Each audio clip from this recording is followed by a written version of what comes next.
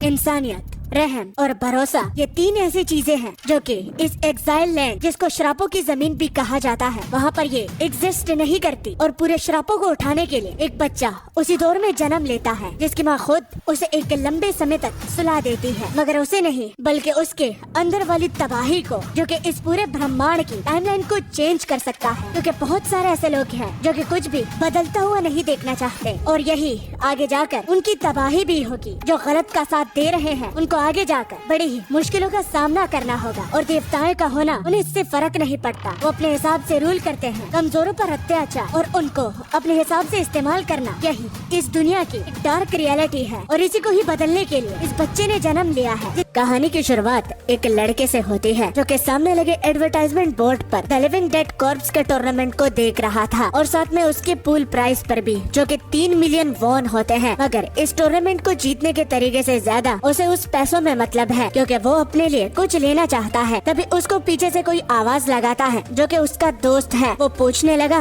कि वो क्या देख रहा है, मगर वो बताने से इतराता है। लेकिन उसका दोस्त पीछे लगे हुए बैनर को देखकर समझ गया कि ये इस टूर्नामेंट के बारे में कुछ न कुछ तो सोच रहा था। मगर वो उसे इस टूर्नामेंट की एक सैड रियलिटी बताता है कि इस टूर्नामेंट में सिर्फ मौत ही है, कोई फ्यूचर नहीं। एक प्राइस पूल के लिए लोग एक दूसरे को जानवरों की तरह मारते हैं, वो भी उन बास्टर्ड सिल्वर लोगों की एंटरटेनमेंट के लिए। तो यहाँ पर जाने का कभी सोचना भी मत। इन्फॉर्मेशन के लिए वो दोबारा पूछा कि क्या उसे उसकी बात समझ में आ रही है या नहीं, जिस पर वो अपने दोस्त के साथ एग्रीड हो जाता है। एंड इसके अलावा भी वो उससे कुछ पूछता है कि क्या वो चीजें तैयार है या नहीं, जिस पर उसका दोस्त अपने पहने हुए क्लॉक को साइड करा और उसे आज की मील दिखाता है कि इससे उन दोनों का पेट भर जाएगा। मगर मील को देखने के साथ साथ उसके हाथ की ओर भी वो देखकर बहुत ज्यादा उदास हो जाता है, जैसे कि वो उसकी गलती से हुआ हो। और वो कहने लगा, आचुन के हाथ को देखकर मुझे बिल्कुल भी अच्छा नहीं लगता, और मुझे लगता है कि मुझे अब सीरियस होना पड़ेगा ताकि मैं मजीद आचुन को इस कंडीशन में ना देखूं और वो अपनी लाइफ को एक नॉर्मल ह्यूमन बीइंग की तरह जिए। एंड देन आचुन जल्दी से वो क्लॉक ओढ़ लेता है ताकि उनके खाने पर किसी की नजर ना पड़े, वरना बहुत मुश्किल हो सकती है। और अब घर जाने का टाइम है, तो वो अपने दोस्त को घसीटता हुआ लेकर जाता है ताकि वो घर जल्दी से जल्दी पहुंच जाए। और जैसे ही सीन कट हुआ तो हम देखते हैं दो लोगों को जो कि आपस में झगड़ रहे थे, वो भी उसी मील बॉक्स के लिए, जिसमें से एक का वो होता है और दूसरा उससे छीन रहा था। मगर जो छीन रहा था तो वो जवान था, और जिसका वो बॉक्स है तो वो एक बूढ़ा आदमी था। वो ज्यादा कुछ नहीं कर पाया और उसका बॉक्स उन बंदों ने उनसे छीन लिया, जिस पर वो गिड़गिड़ाते हुए बोला कि उसे खाने के लिए कुछ न कुछ तो दे दो। जिस पर वो बंदा बोला कि तुम्हारे तो दांत भी नहीं है, तो तुम इसको कैसे खाओगे? खुद को तकलीफ देना बंद करो और जल्दी से जल्दी मर जाओ। और अगर तुम्हें अपना बॉक्स इतना ही प्यारा है तो इसके बदले तुम मुझे कुछ पैसे दे सकते हो, तो मैं तुम्हारा बॉक्स तुम्हें लौटा सकता हूँ। तो तब तक के लिए पैसों का बंदोबस्त कर लो। ये बोलकर वो वहाँ से चला जाता है। इस कमोशन को देखकर आचुन का दोस्त बोला कि फ्यूचर में इस रास्ते से जाना खतरे से खाली नहीं, चलो किसी और रास्ते से जाते हैं। मगर जाने से पहले आचुन कुछ करना चाह रहा था, जिस पर उसका दोस्त समझ गया कि यहाँ पर आचुन क्या करना चाहता है। उसके साथ जो अपना मील बॉक्स होता है तो वो उस बूढ़े आदमी की ओर फेंक देता है और साथ में घर जाने की भी सलाह देता है। इस पर वो बूढ़ा आदमी टाइम को वेस्ट नहीं करता और बॉक्स को उठाकर भागने लगा। और इसी सैड रियलिटी को ऑथर हमें बताता है कि इस जगह का नाम एक्साइल्ड है, जहाँ पर लोग खाने के लिए एक दूसरे को मार भी देते हैं और यहाँ तक एक दूसरे को खा भी लेते हैं। लेकिन अभी भी कुछ लोग हैं, बिल्कुल आचुन और उसके दोस्त की तरह, जिनमें अभी भी इंसानियत है, इसलिए वो अपना खाना कभी न कभी शेयर करते रहते हैं। मगर जब सीन दोबारा उस बूढ़े आदमी पर पड़ा तो वो तेजी से अपने घर की ओर भाग ही रहा था। वो एक एली से शॉर्टकट लेने लगा, लेकिन जो ही वो एंटर करता है तो सामने कुछ लोग उसका यही खाना छीनने के लिए रेडी होते हैं। और वो झूठ भी नहीं बोल सकता, क्योंकि इन सारे कमोशन को वो लोग दूर से छिपकर देख रहे थे। वो धमकी देते हैं कि अगर वो जिंदा रहना चाहता है तो वो खाना उनके हवाले कर दे। और यही ऑथर हमें बताना चाहता है कि कुछ लोगों से मतलब सिर्फ कुछ लोग, वरना इंसानियत, रहम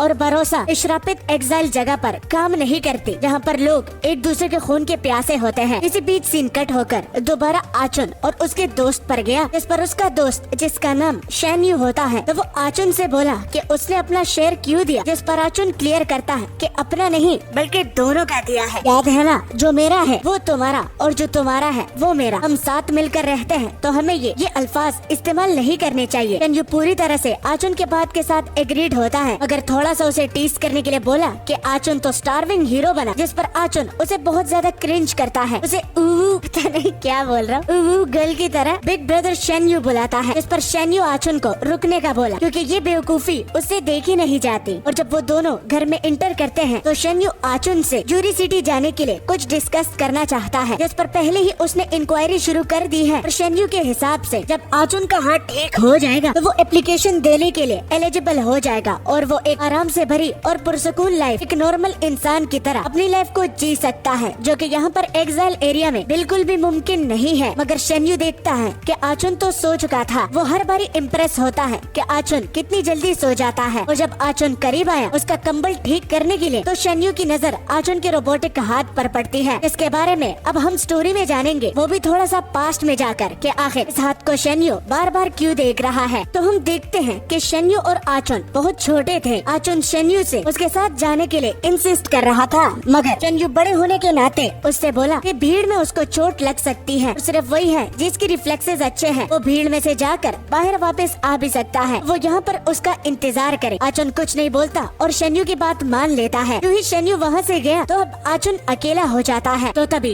एक हाथ आता है और आचुन को उसके सिर से पकड़कर अपने पास खींच लेता है। और जब शेन्यू वापस आया तो आचुन वहाँ पर नहीं था, मगर एली से आचुन के चिल्लाने की आवाज आई। और जब शेन्यू अंदर इंस्पेक्ट करने के लिए गया तो हाथ में पकड़ा हुआ खाना उससे गिर गया, क्योंकि सामने मंजर को देखकर कोई भी डर जाए, क्योंकि आचुन को जिसने पकड़ा था तो वो कोई मॉन्स्टर नहीं बल्कि एक भूखा इंसान था, जो कि आचुन के हाथ को काटकर बड़े ही मजे से खा रहा था। और शेन्यू को वहाँ पर देखकर वो आचुन का हाथ उसे देने लगता है। क्या तुम इसे खाना चाहोगे? क्या तुम्हें भी मेरी तरह भूख लगी है? जो ये अल्फाज उसके मुंह से निकले तो शेन्यू बड़े ही जोर से चिल्लाया और इस इंसिडेंट से आचुन ने अपना एक हाथ खो दिया था। और शेन्यू खुद को इसका कसूरवार मानता है। अगर उसने आचुन को वहाँ पर अकेला ना छोड़ा होता तो शायद आचुन की लाइफ इतनी मिजरेबल होने से अच्छी ही थी। और इस गिल्ड से निकलने के लिए वो उस लिविंग अनडेड टूर्नामेंट में जाने का सोच लेता है, जिसके बैनर को शेन्यू कुछ टाइम पहले चेकआउट कर रहा था। मगर वो सोते हुए आचुन से ये वादा करता है कि सूरज निकलने से पहले वो आचुन के पास ही होगा और वो भी सही सलामत। इस बात का वो ध्यान रखेगा। मगर तभी उल्टी गिनती शुरू हो जाती है और हम देखते हैं कि एक टूर्नामेंट का सीन होता है, जहाँ पर कोई बंदा शेन्यू पर अटैक करने के लिए आगे बढ़ रहा था, वो भी उसको जान से मारने के लिए। मगर हमारा शेन्यू बहुत ज्यादा जख्मी है, मगर इस स्टेट में होने के बावजूद भी वो बोला कि चाहे आज कुछ भी हो जाए, लेकिन जो 3 मिलियन का ये प्राइस पूल है तो ये मैं अपने साथ घर लेके जाऊंगा, ताकि मैं आचुन से किया हुआ वादा पूरा करूं। तो कमीने आओ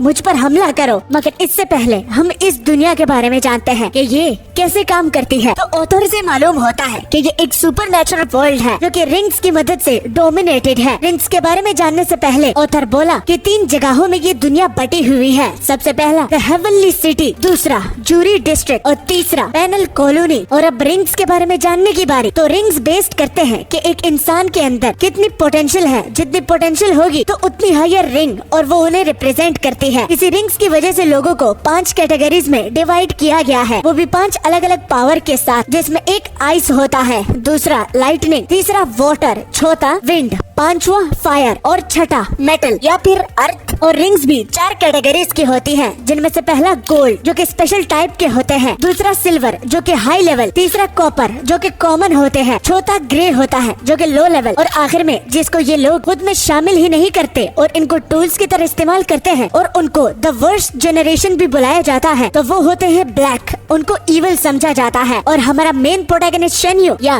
बिल्कुल सही समझा, शेन्यू ही हमारा मेन प्रोटैगनिस्ट है, तो वो भी एक ब्लैक रिंग को पहनता है। एंड देन सीन शिफ्ट हो जाता है, जहाँ पर शेन्यू टूर्नामेंट के लिए खुद को रजिस्टर करवाने के लिए आया था। लाइन में खड़ा होकर जब उसके आखिर में बारी आई तो उसको रजिस्टर करते वक्त एक एरर आता है, जिस पर वो उन लोगों से बोला ये फर्स्ट टाइम नहीं है, ये हर बारी होता है और ये काफी सालों से इसी तरह चलता आ रहा है। हर बारी ये एरर ही दिखाता है। ये सिर्फ आप लोगों के मशीन में मसला नहीं, जिस पर उन दोनों को कोई प्रॉब्लम तो नहीं, लेकिन जस्ट इतना वो उसे बता देते हैं, बच्चे तुम्हारी बात ठीक है, लेकिन पैनल कॉलोनी में ये मैटर तो नहीं करता, लेकिन अगर तुम पैनल कॉलोनी को छोड़कर कहीं और जाना चाहते हो तो इस मसले को तुम्हें जल्द से जल्द ठीक करवाना होगा। और फिर उसका साथी दोबारा बोला कि इसको दोबारा स्कैन करते हैं। और जब वो दोनों शेन्यू को दोबारा स्कैन करने लगे तो पीछे एक बंदा बड़े ही गुस्से में शेन्यू को बोला कि अगर तुम खुद को रजिस्टर नहीं करवा सकते तो पीछे भी लोग खड़े हैं, सामने से हटो और टाइम वेस्ट करना बंद करो। मगर शेन्यू उसको कुछ जवाब नहीं देता और वही बंदा पीछे से शेन्यू को एक जोर की टपली देता है, जिस पर शेन्यू उसे कुछ बोलता भी नहीं, जस्ट उसकी आंखों आंखों में घूरता है, वो भी काफी सीरियस फेस बनाकर। वो बंदा बोला कि वो इतने गुस्से से क्यों देख रहा है, अगर वो कुछ कर सकता है तो आके वो उसे आजमा ले। मगर उसको इग्नोर करके वो सामने दोनों लोगों से फिर से बोला कि उसे स्कैन करिए, क्योंकि वो इस कंपटीशन को किसी हालत में भी ज्वाइन करना चाहता है। जो ही उसकी बात खत्म हुई तो पीछे वही बंदा गुस्से में शेन्यू को लात देना चाहता है, क्योंकि उसने कैसे इसे इग्नोर करा। मगर शेन्यू ये पहले से एक्सपेक्ट कर चुका था और वो उसकी लात को डॉज करता है, जिससे वो सीधे एक स्प्लिट में चला जाता है और नीचे उसके अंडों का ऑमलेट बन जाता है। इतने अच्छे रिफ्लेक्सेस को कोई भी इग्नोर नहीं कर सकता और रजिस्ट्रेशन वाले दोनों बंदों को लगा कि शेन्यू इस टूर्नामेंट के काबिल है। मगर जिसके अंडों का ऑमलेट बन चुका था तो उससे अपनी बेइज्जती बर्दाश्त नहीं हुई और वो अब चाकू निकालने लगा, वो भी अटैक करने के इंटेंशन में। मगर तब तक वो उठ पाता तो शेन्यू की रजिस्ट्रेशन हो चुकी थी और वो बस चढ़ जाता है। वो बंदा उन लोगों के दखल से बहुत ही गुस्से में आया, लेकिन रजिस्ट्रेशन वाले बोले कि इतनी देर नहीं हुई है, अरीना में तुम इससे अपना बदला ले सकते हो, जो कि वो बड़े ही डरावने चेहरे के साथ बोलता है। जिस पर वही बंदा अपने मन ही मन बोला, ये लोग कॉपर वाले हैं इसलिए इनका कुछ कर नहीं सकता। और साइड के कुछ लोग जिनको शेन्यू की रजिस्टर होने पर काफी हैरानी हो रही थी, क्योंकि सेम वो यहाँ पर खुद को रजिस्टर करने के लिए आए थे, लेकिन उनको सेलेक्ट नहीं किया गया और उन्हें लगता है कि वो जिस एंगल से भी देखे तो शेन्यू से वो बहुत ज्यादा बेटर है, मगर उसको क्यों सेलेक्ट किया गया है। इसी बात से उनको बहुत गुस्सा आता है। तभी बीच वाला जो कि सिगरेट फूंक रहा था तो वो उन दोनों से काफी रूडली तरीके से बोला कि तुम जैसे बहुत बेवकूफ लोग हैं जिन्हें आज तक इस बात की समझ में नहीं आई कि जो कमजोर दिखता है तो उसको अंडरस्टिमेट नहीं करना चाहिए। हो सकता है वो तुम्हारे भी लंके लगा दे, लेकिन मैं तुम लोगों को दोष नहीं दूंगा, क्योंकि तुम जैसे बहुत सारे इस एग्जाइल एरिया में बेवकूफी से भरे हुए ब्लैक रिंग्स वाले हैं। तो यार इसको ऐसा समझो कि तुम्हें और वक्त दिया गया है, वो भी जिंदा रहने के लिए। इन दोनों बातों से वो बहुत ही भड़क उठे और उंगली उठाने लगे कि इस तरह बात करने की उसकी हिम्मत कैसे हुई, वो भी तो उनकी तरह एक एग्जाइल एरिया में है। उसने भी ब्लैक रिंग पहने हुए, तो वो खुद को अलग क्यों समझ रहा है। जिस पर उन दोनों में से एक बोला कि इसको मैंने कहीं न कहीं तो देखा हुआ है। तो वो सिगरेट फूंकने वाला बोला, लगता है कि मैंने कुछ ज्यादा टूर्नामेंट्स जीते नहीं, इसलिए तुम लोग मुझे रिकॉग्नाइज नहीं कर पा रहे हो। जब उसने अपने बालों को सेट किया तो पता चलता है कि उस बंदे का नाम शिन होता है, जो कि 40 साल का है। साथ में वो इस लिविंग डेड टूर्नामेंट को 8 बार जीत चुका है, वो भी लगातार। तो लोग इसे रिकॉर्ड होल्डर से भी जानते हैं। आइडेंटिटी जानने के बाद दोनों में से कोई भी कुछ नहीं बोलता और शिन बस पर चढ़ने के लिए चला जाता है। बस पर चढ़ने के बाद शिन बोला, हाँ लगता है दोबारा मासूम लोग मरने वाले हैं। कब इन बेवकूफों को अक्ल आएगी कि इससे कुछ भी हासिल नहीं होता। इन लोगों को लगता है कि जिस तरह ये बस में गए हैं तो उस तरह वापस आएंगे, मगर ये इनकी गलतफहमी है, क्योंकि ये बस एक बारी गया तो सिर्फ एक ही लौट कर वापस आएगा।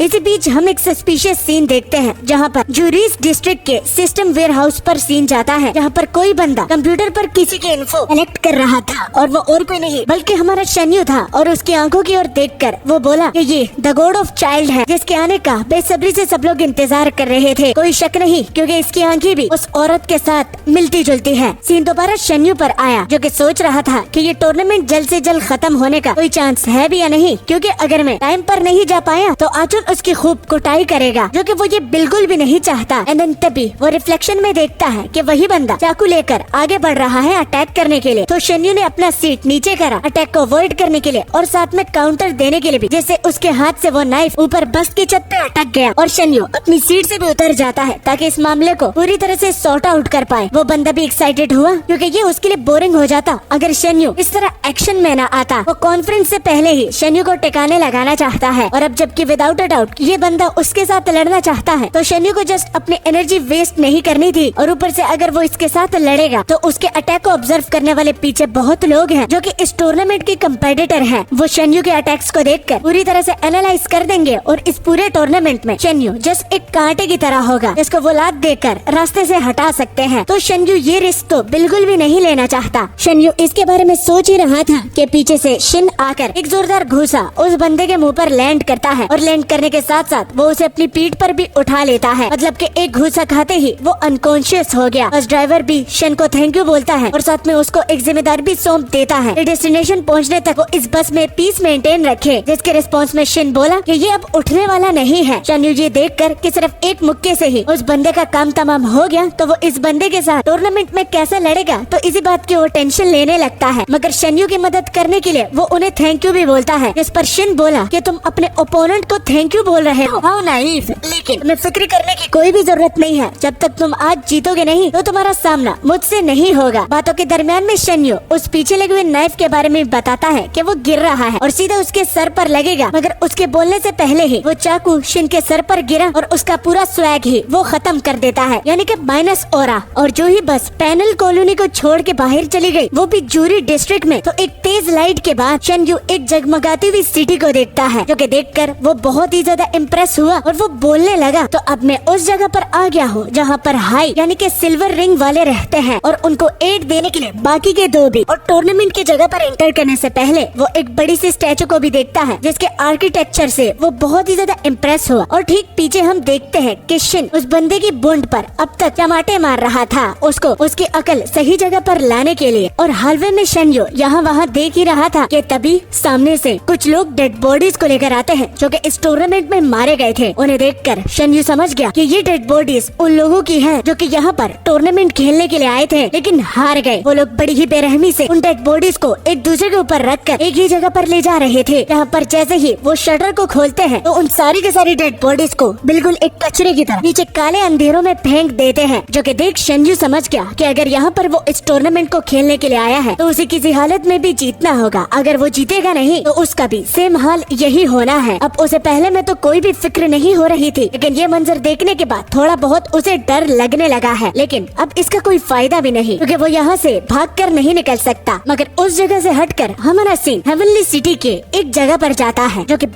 बहुत ही खूबसूरत है। वहाँ पर एक बड़े से गेट को लाइटनिंग एलिमेंटल पावर की मदद से कोई खोलकर अंदर आता है और उसकी सेक्रेटरी की शायद से होगी, वो उस लाइटनिंग पावर के ओनर को बोली जिस दिन का इंतजार था तो वो आ चुका है और जो प्रोफेसी का हम इंतजार कर रहे थे तो वो शुरू हो गई है। अब आपको अपनी जर्नी पर निकल जाना चाहिए, क्योंकि इसी दिन का आप वेट ही तो कर रहे थे। इसी बीच सीन शिफ्ट होकर प्रिपरेशन रूम पर गया, जहाँ पर सारे लोग अपने वेपन के साथ वेट कर रहे थे, वो भी टूर्नामेंट की फाइट को शुरू होने में। मगर वहाँ पर एक दिक्कत होती है, क्योंकि जैसे कि आपको पैनल में नजर आ रहा है कि हर एक पार्टिसिपेंट के साथ अपना अपना वेपन है, जैसे कि कोई नाइफ, नकल या फिर एक डैगर और क्लब एंड रॉड। तो हमारे शन यू के साथ कुछ भी नहीं होता, हर फाइटर के साथ अपना वेपन, लेकिन शन यू के साथ क्यों नहीं? तो शन यू से ये बात पता चलती है कि ये फाइट का रूल है कि 7 पार्टिसिपेंट, लेकिन प्रोवाइडेड वेपन सिर्फ 6 ही होने चाहिए। और वेपन की डिस्ट्रीब्यूशन भी ऑडियंस के दिए हुए विनिंग रेटिंग से होगी, जिसकी जितनी ज्यादा रेटिंग तो उसको उतना ही तगड़ा वेपन दिया जाएगा, जिसमें से हमारा शन यू सबसे लास्ट पर है। मगर अभी भी वो पूरी डिसएडवांटेज में नहीं, क्योंकि लो विन रेट की वजह से उसके अटैक को कोई डोज भी नहीं करेगा और इसी से ही वो सबको मजा चखाएगा। बातों के बीच में वहाँ पर शिन भी आ जाता है, जो कि शन यू को देखकर वहाँ से चला गया। ये देखकर उसे बहुत ज्यादा फिक्र होने लगी कि टूर्नामेंट में अगर इन दोनों का कभी आमना सामना हुआ तो वो तो शुरू होते हुए ही हार जाएगा। अभी शन यू इस बात को लेकर ही सोच में था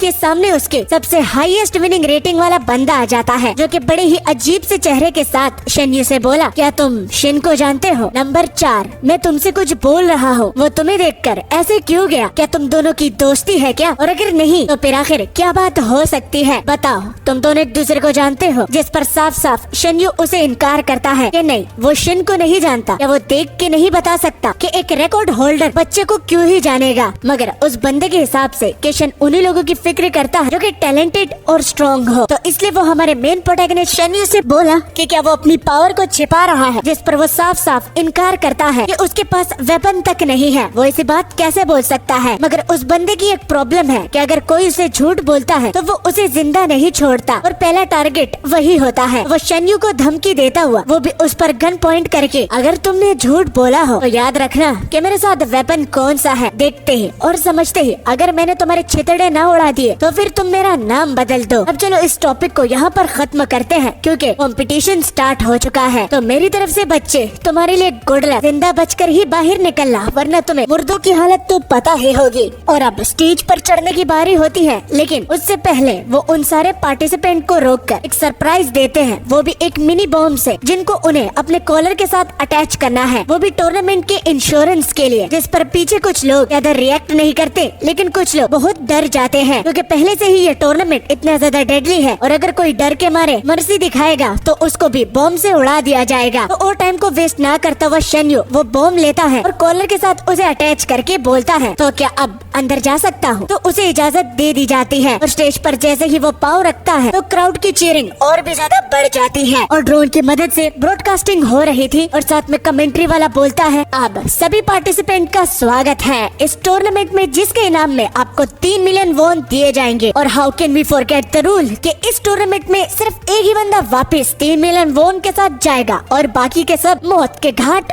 उतार दिए जाएंगे। एक्साइटमेंट बाकी प्रिपरेशन में बढ़ने लगी और यहाँ तक वो बेट लगाने भी शुरू कर दिए कि कौन सबसे पहले मरेगा। तो ऑब्वियस सी बात है कि जिसके साथ वेपन नहीं है और वो सबसे छोटा है तो उस पर टोटल 10,000 वॉन का बेट लगता है कि पहले यही इस फाइट के स्टार्टिंग में ही मारा जाएगा। अगर जो ही फाइट स्टार्ट हुई तो उनके चेहरे में चेंजेस होने में ज्यादा देर नहीं लगती और पीछे शिन जो कि सब कुछ देखकर मुस्कुरा रहा था, उसको ये पहले से ही पता था कि ये बच्चे को कुछ ज्यादा ही अंडर एस्टिमेट कर रहे हैं। और जब फाइट पर सीन गया तो पता चलता है शेन्यू पर किसी ने अटैक कर दिया था, वो भी सीधा उसे मौत के घाट उतारने के लिए। मगर उसके अटैक को इतना स्मूथली डॉज करके वो अटैकर को बहुत ही ज्यादा शॉक में कर देता है। उसको समझ में नहीं आ रही थी कि एक बच्चा उसके अटैक को कैसे डॉज कर पाया और गुस्से में आकर वो 3-4 और अटैक्स करता है, लेकिन उनको भी शेन्यू बड़े ही आराम से डॉज कर पाया। और वो उस अटैकर को बोला, तुम तो बहुत स्लो हो, ये वेपन तो मेरे साथ होना चाहिए था। अब गुस्से में आकर वो अटैकर बिना सोचे समझे स्विंग करता है जिसको शेन्यू नीचे होकर डॉज करा और साथ में उसके मुंह पर एक पंच लैंड करता है, वो भी काफी दमदार। और जो लोग स्क्रीन के जरिए इस फाइट को देख रहे थे तो शेन्यू के रिफ्लेक्सेस उन्हें नॉर्मल नहीं दिखते। वो एज के हिसाब से बड़े ही एडवांस तरीके में डॉज कर रहा था, मगर एज एक्सपेक्टेडली कि वो छोटा है तो उसका अटैक उस बंदे पर काम नहीं करता और उल्टा उसका हाथ ही जख्मी हो जाता है, जिस पर वो अटैकर उसका बड़ा ही मजाक उड़ाने लगा। क्योंकि अगर उसे सिर्फ डॉज करना ही आता है और उसके रिफ्लेक्सेस अच्छे हैं तो ये मैटर नहीं करता कि अगर वो उसके अटैक को डॉज भी कर पाए, क्योंकि आखिर में उसे मरना ही है और वो भी उसके हाथों ही। और उसे और गुस्सा दिलाने के लिए शेन्यू बोला, हाँ वो इसलिए क्योंकि आप सांड की तरह बड़े हो, क्या ही मेरा अटैक काम करेगा।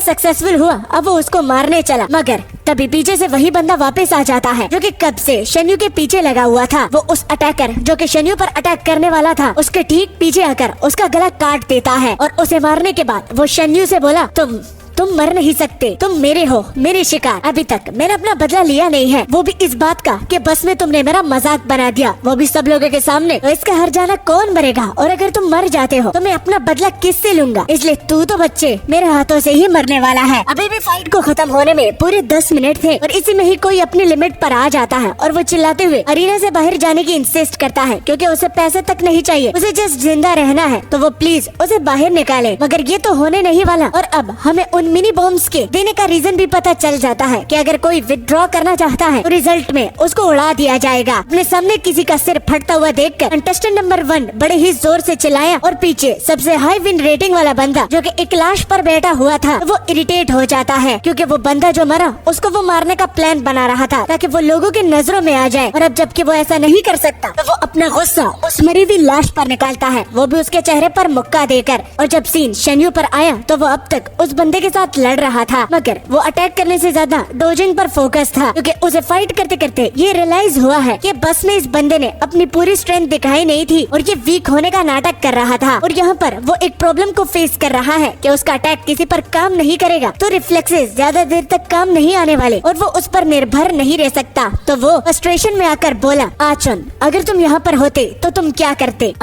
मुझे जल्दी से कुछ सोचना होगा। और तभी कहानी पीछे चली जाती है जहाँ पर शेन्यू बताता है कि आचुन और वो एग्जाइल एरिया में सरवाइव करने के लिए बहुत ही ज्यादा सीरियस थे, इसलिए वो हर रोज फाइटिंग की प्रैक्टिस करते थे। और फाइटिंग के प्रैक्टिस में हमें आचुन ये भी बताता है कि शेन्यू डिफेंस में बहुत ज्यादा इम्प्रूव कर रहा है, लेकिन ऑफेंस यानी कि अटैक में ऐसा लगता है कि किसी ने इसे श्राप दिया हो। मगर वो रुकने वाले नहीं थे, इसलिए वो अब डिफेंस के अलावा अब ऑफेंस पर आज के बाद ज्यादा फोकस करेंगे और वो प्रैक्टिस को अभी से ही शुरू करना चाहता है। मगर शेन्यू बहुत ज्यादा थका हुआ था, बट ये मैटर नहीं करता क्योंकि आचुन ने ठान लिया है कि वो ट्रेनिंग अभी से ही शुरू करेंगे। तो और मजीद ट्रेनिंग करने के बाद शेन्यू की सांसें फूल रही होती हैं। वो सॉरी भी बोलता है कि इतनी ज्यादा प्रैक्टिस करने के बाद भी वो ऑफेंस में अच्छा नहीं हो पा रहा, जिस पर आचुन बोला कि कहीं ये तुम्हारी उस ड्रीम में उस औरत की वजह से तो नहीं जिसने वो डिवाइन रिंग पहनी हुई है? मगर शेन्यू को लगता नहीं कि ये ऑफेंस का ना पड़ना उस औरत की वजह से और उस ड्रीम की वजह से हो सकता है, वो तो उसे जानता तक नहीं। मगर कंफर्टिंग वर्ड्स के साथ आचुन बोला, फ्यूचर में अगर कोई तुम पर अटैक करे तो बस डॉज ही करते जाना और मुझे उम्मीद उम्मीद है। तुम्हारा एनिमी तुम पर अटैक करते करते भोला हो जाएगा, लेकिन वो लैंड नहीं कर पाएगा और खुद ब खुद बुढ़ापे में मर जाएगा। मगर जितना वो उसके सामने चिल होने की कोशिश करता तो उतना ही उसे फ्रस्ट्रेशन होती, क्योंकि आचुन एक हाथ से लड़ता है और वो खुद के साथ उसे घसीटना नहीं चाहता, वो भी पीछे रहकर। तो डिटर्मिनेशन टू बिकम पावरफुल, वो हर रात छुप के भी ट्रेनिंग करता, लेकिन कुछ फायदा न होता। मगर फिर भी न हार मानने का उसने ठान ही लिया था और वो हमेशा के लिए कमजोर नहीं रहना चाहता है। तो इसलिए जब सीन प्रेजेंट पर दोबारा वापस आया तो वो विदाउट हेजिटेशन उस बंदे पर अटैक करने के लिए आगे बढ़ा और करीब पहुंचते ही वो बंदा पहले अटैक करा, मगर उसको डॉज करके और उसके फ्लो का इस्तेमाल करके वो भी काउंटर दिया, मगर वो उसके पंच को अपने एक हाथ से रोककर जोर जोर से हंसने लगता है और उसे एक हाथ से उठाकर ही दूर फेंक देता है और मजाक उड़ाते हुए बोला, तुम खुद को कुछ ज्यादा ही अंडर एस्टिमेट करते हो, हालांकि तुम्हें सैड रियलिटी पता नहीं कि तुम्हें सिर्फ डॉज करना ही आता है, सिर्फ एक चूहे की तरह। इस फाइट को तो मैं ही जीतूंगा। और जो स्पेक्टेटर मॉनिटर के थ्रू देख रहे थे उनको भी शेन्यू में कुछ गड़बड़ी दिखती है, क्योंकि अभी तक वो अच्छा कर रहा था मगर वो दोबारा से बहुत कमजोर हो गया है। सिर्फ वो नहीं बल्कि शिन भी। और फाइट से थोड़ा सा हटकर हमारा सीन शेन्यू के घर पर जाता है, जहाँ पर एक सिल्वर रिंग वाला शेन्यू के घर पर दस्तक देता है। ये दोस्त है या दुश्मन इसका भी तो पता नहीं, लेकिन उसके खटखटाने की आवाज से आचुन उठ जाता है और दरवाजे पर कौन है ये जैसे ही पूछा तो साथ में उसे ऐसा भी लग रहा था कि ये और कोई नहीं बल्कि शेन्यू ही है। मगर जब सीन दोबारा फाइट पर आया और नंबर 3 शेन्यू की फाइट को कब से इंस्पेक्ट कर रहा था, तो मौका देखते ही वो दोनों की ओर एक माइक्रो बॉम्ब फेंकता है, जो कि उसने किसी और डेड बॉडी से उठाया है। मगर किस्मत से शेन्यू उसे देख लेता है और उसे समझ में आ गया कि लॉन्ग रेंज का अटैक नंबर 3 ही कर सकता है और ये उसकी चाल है। तो धमाका होने से पहले वो उसे डॉज तो कर लेता है, मगर इसमें भी वो काफी जख्मी हो जाता है। और नंबर 3 ये देखकर कि वो स्पेसिफिकली उस लड़के को ही टारगेट कर रहा था, यानी कि शेन्यू को, मगर बाप रे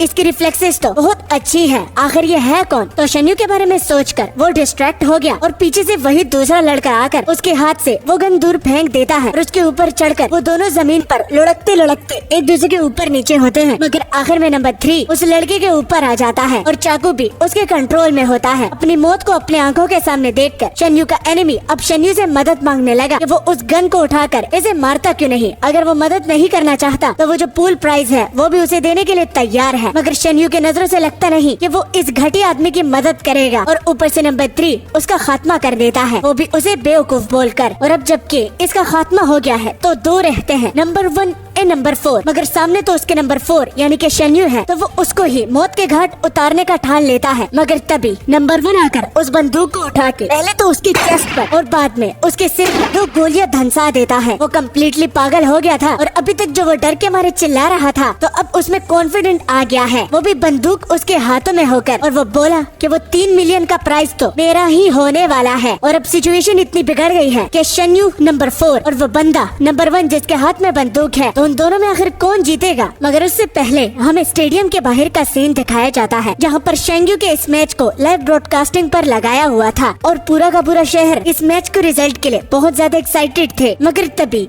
एक एलिमेंटल यूजर आ जाता है, ये वही है जिसको हमने कुछ पैनल्स पहले देखा था, लाइटनिंग का ओनर, जो कि स्टेडियम की ओर ही बढ़ रहा था और स्टेडियम के करीब आकर वो कुछ अजीब बात बोलकर कि अब असली खेल शुरू होगा तो पूरे सिटी के इलेक्ट्रॉनिक्स को वो तोड़ देता है, ताकि इस मैच को मजीद आगे और कोई ना देख पाए। और मानना पड़ेगा यार इस मानवा को, चाइनीज भी लाइक कोरियन से कम नहीं होती अगर वो इसी तरह ही काम करे। मगर इन सारी चीजों को डिफ्यूज करने से पहले जब सीन दोबारा अरीना पर आया तो वो नंबर 1 जो कि 3 मिलियन वॉन को अपने साथ ले जाने की बात कर रहा था, तो पीछे उसकी बात को टोक कर वो 3 मिलियन वॉन को उसे ले जाने नहीं देगा, वो भी इतनी आसानी से नहीं। और नंबर 1 समझ गया कि ये बच्चा लड़ना चाहता है तो वो उसकी विश को पूरा करेगा। वो कॉन्फिडेंट इसलिए है क्योंकि उसके साथ बंदूक है और ड्रोन की मदद से कमेंट्री वाला नंबर 1 को बोलता है कि जल्दी से इसे फिनिश करो। और हमारा शेन्यू वो खुद भी इस बात को एक्सेप्ट करता है कि उसकी कंडीशन इतनी अच्छी नहीं कि वो लड़ सकता है, लेकिन इतना आगे आकर वो अपनी बॉडी की लिमिट की वजह से हारना नहीं चाहता। उसने 3 मिलियन को ले जाना है तो वो उसको ले जाकर ही रहेगा, लेकिन वो ये करे कैसे, क्योंकि ओपोनेंट के साथ बंदूक है। मगर तब तक देर हो चुकी थी और नंबर 1 ट्रिगर चला देता है। वो गोली शेन्यू की ओर ही बढ़ रही थी और शेन्यू ने अपनी आंखें बंद कर रखी है और वो उसकी प्रेजेंस यानी कि उस बुलेट की प्रेजेंस को फील करने लगा और उसे उसकी गर्म हवा और उसकी रस्टी स्मेल को वो फील कर पा रहा है। और जब वो हद से कुछ ज्यादा करीब हुई तो सरप्राइजिंगली शेन्यू उसे टच कर लेता है और वो बोला, हाँ बेवकूफ, तुम्हारी गोली भी तुम्हारी तरह स्लो है। ये मंजर देखकर नंबर 1 की फट गई, क्योंकि एक बच्चा गोली को कैसे डॉज कर सकता है। वो अभी तक काफी सारे अटैक्स को डॉज कर रहा था, लेकिन अब इसका मतलब ये नहीं कि वो बुलेट्स को भी डॉज करना जानता है। इस तरह की स्किल सिर्फ पावर होल्डर्स के साथ ही होती है। और बाकी के स्पेक्टेटर को लग रहा था कि शायद नंबर 1 को बंदूक चलानी भी नहीं आती, इसलिए वो अपने गन शॉट को मिस कर दिया। मगर असलियत तो सिर्फ नंबर 1 को ही पता है। इतना फोकस करने से शेन्यू का सर चकराने लगा, और यही मौका देख नंबर 1 उस पर हल्ला बोल देता है, वो भी अपनी नाइफ के साथ, क्योंकि इतना वो टेरिफाइड हो गया था कि वो विदाउट किसी पैटर्न से उस पर अटैक कर देता है, जिसको शेन्यू डॉज करके एक अपरकट दे देता है। मगर इस फाइट को जीतना इतना जल्दी भी नहीं हो सकता, क्योंकि हालांकि शेन्यू को पता है कि नंबर 1 इतना स्ट्रॉन्ग नहीं, लेकिन वो फिर भी अपनी करंट स्ट्रेंथ की मदद से वो एक ही ब्लो के साथ उसे हरा नहीं सकता। मगर अगर वो कंसिस्टेंट रहे और अपने रिफ्लेक्सेस से उसके अटैक को डॉज करता जाए तो कुछ ही टाइम में वो हार जाएगा और शेन्यू इस राउंड को जीत जाएगा। उसके हाथ को मरोड़कर वो नंबर 1 के हाथ से वो नाइफ छीन लेता है, और अब नाइफ शेन्यू के हाथों में थी। मगर ऑब्वियस सी बात है कि वो उसे जान से नहीं मारेगा, इसलिए जस्ट वो एक एक्यूरेट अटैक करके उसकी जान नहीं लेगा, लेकिन वो इस बैटल को जीतना चाहता है। तो जैसे ही उसका अटैक लैंड करने लगा तो वो अपने अटैक को बीच में पॉज कर लेता है, और वो सीरियस टोन में बोला, अगर मैं गलत नहीं हूँ तो ये प्रेजेंस, ये ऑरा, ये हमारी तरफ ही बढ़ रही है। ये कौन है जो कि इतनी खतरनाक ऑरा के साथ यही इसी डायरेक्शन में ही आ रहा है? मगर ये टाइम सोचने का नहीं था, क्योंकि 4 सेकंड रह चुके थे। स्पेक्टेटिंग एरिया में बहुत सारे लोग फ्रस्ट्रेटेड हो रहे थे, क्योंकि अब जबकि इस बच्चे के साथ मौका है तो ये अटैक क्यों नहीं कर रहा। मगर अटैक ना लैंड करने का रीजन जिनको पता होता है, और तभी वो ब्लैकआउट आ जाता है। टीवी बंद, और लोगों को लगने लगा कि पावर प्लांट में कुछ मसला आ गया है। लेकिन शिन जानता है कि ये कोई नॉर्मल ब्लैकआउट नहीं, बल्कि ये सुपरनेचुरल एबिलिटी यूजर की वजह से है। और वो गुलाबी बालों वाला बच्चा टाइम पर इस बात को समझ लिया, उसमें जरूर कुछ अलग बात है। अरीना पर सीन जो ही गया, तो जो मिनी बॉम्ब्स थे वो भी उस सुपरनेचुरल एबिलिटी यूजर की वजह से उतर जाते हैं। और साइड में अपने घुटनों पर हमारा शेन्यू का ओपोनेंट खुद के लिए प्रे करता है कि उसकी किस्मत अच्छी थी कि वो बच गया, वो जिंदा बच गया। मगर जहाँ तक शेन्यू की बात है तो वो इस ब्लैकआउट को नॉर्मल नहीं समझ रहा, और न ही वो अपना गार्ड डाउन करेगा, क्योंकि जो उसने अभी कुछ देर पहले फील करा तो उसे लगता नहीं कि उसे चौकन्ना नहीं रहना चाहिए। करंट सिचुएशन समझाने के लिए वहाँ पर एक बंदा आया और नंबर 4 यानी कि शेन्यू और नंबर 1 को अपने साथ वो ले जाने के लिए आया है, क्योंकि जब तक पावर वापस आती नहीं तो मैच पॉज हो गया है। वो वेटिंग रूम में फर्दर इंस्ट्रक्शन के लिए रुक सकते हैं। वेटिंग रूम की ओर बढ़ते बढ़ते नंबर 1 यहाँ पर बहकी बातें करने लगा, जैसे कि फाइट के रिजल्ट का क्या हुआ, पैसे कब देंगे, उसकी जान लगभग चली गई थी, आगे क्या होगा, क्या हम प्राइज पूल को हाफ ऑफ नहीं ले सकते क्या? जिस पर वो वर्कर कुछ भी बताने से मना करता है। और शेन्यू जिसको वो ही प्रेजेंट फील हुई और वो अपनी राइट की ओर जब देखा तो ये वही सुपरनेचुरल एबिलिटी यूजर है, जो कि शेन्यू से बोला, अब ऐसे भी मत देखो, मैं इतना सुंदर भी नहीं, मगर हाँ इतना सुंदर सेवियर तुम्हें बचाने के लिए आया है, तुम उसे थैंक यू नहीं बोलोगे क्या? शेन्यू समझ नहीं पाया कि सेवियर से इसका क्या मतलब है, और वो बेहोश हो गया। जो कि देख सुपरनेचुरल एबिलिटी यूजर बोला, थत तेरी की कितना वीक है। और अब सेवियर की वर्ड्स की भी समझ में आ जाती है, क्योंकि वो यहाँ पर शेन्यू को इस टूर्नामेंट से ले जाने के लिए आया है। वो कंधे पर उसे उठाकर अपने साथ ले जाने लगा, वो भी क्राउड में। लेकिन वहाँ का वर्कर उसे पहचान जाता है कि ये एक कंटेस्टेंट को अपने साथ ले जा रहा है। वो पहले काइंडली तरीके में बोला कि इसे नीचे रख, मगर वो रुका नहीं, और जो है उसने जबरदस्ती करनी चाहे तो एक जोर का मुक्का देकर वो उसे दीवार में धंसा देता है, बिल्कुल टॉम एंड जेरी की तरह। और जब सीन शिन पर गया तो वो किसी और देख रहा था। उसका पीछे दोस्त शिन से पूछने लगा कि वो इस तरह गौर से क्या सोच रहा है, जिस पर शिन बोला कि हवा बदल चुकी है, यानी कि वक्त जल्द ही चेंज होने वाला है। और वो अपने मन ही मन बोला, गुलाबी बालों वाले लड़के, मुझे लगता है कि तुम ही वही चाबी हो जो कि पूरे ब्रह्मांड को बदल देगा। उम्मीद करता हूँ कि हम दोनों की मुलाकात जल्दी हो। और जब सीन बाहर आया तो एक लग्जरियस गाड़ी में वो दोनों बैठे हुए थे, लेकिन उसी के बाहर कुछ चोर जो कि उस गाड़ी को चोरी करना चाहते थे। लेकिन शेन्यू बहुत टाइम से सो रहा था, और अब उस सुपरनेचुरल एबिलिटी यूजर को वेट करने में भी दिक्कत हो रही थी। तो बिजली का झटका देखकर वो शेन्यू को उसकी नींद से उठा लेता है, जिसके बाद शेन्यू बोला,